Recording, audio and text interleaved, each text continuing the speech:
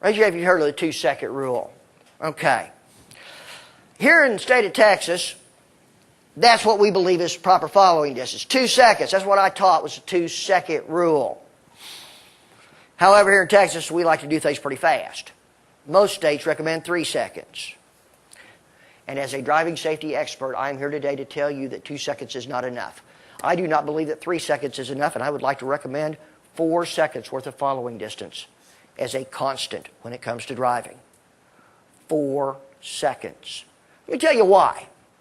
2 seconds will work, but it requires perfection, doesn't it?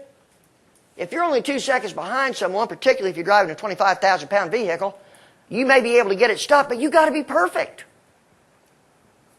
Folks, we're just not that perfect. 3 seconds means you've got to be good.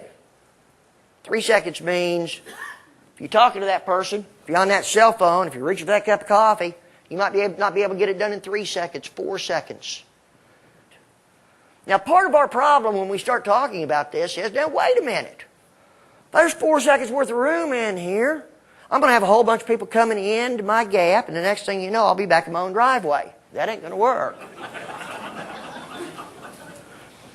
Let me ask you something. If there's only 2 seconds worth of room between you and the vehicle in front of you, can somebody get in front of you? Absolutely. But what happens when they do? Well, they cut you off, right? And after they cut you off, then what do? Then they hit their brakes. Drives you crazy every time it happens, right?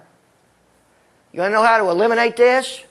If you will go back to 4 seconds instead of 2 seconds, all of a sudden you will begin to discover that those people that were cutting you off before, now they come into and out of your gap without coming anywhere close to touching you. And the other wonderful thing that happens with all of this is, why'd they pass you? Well, I assume because they want to go faster than you. So now, they don't hit their brakes. And within about 2 seconds, you're back to 4 seconds. Nobody got cut off. Nobody had to hit their brakes.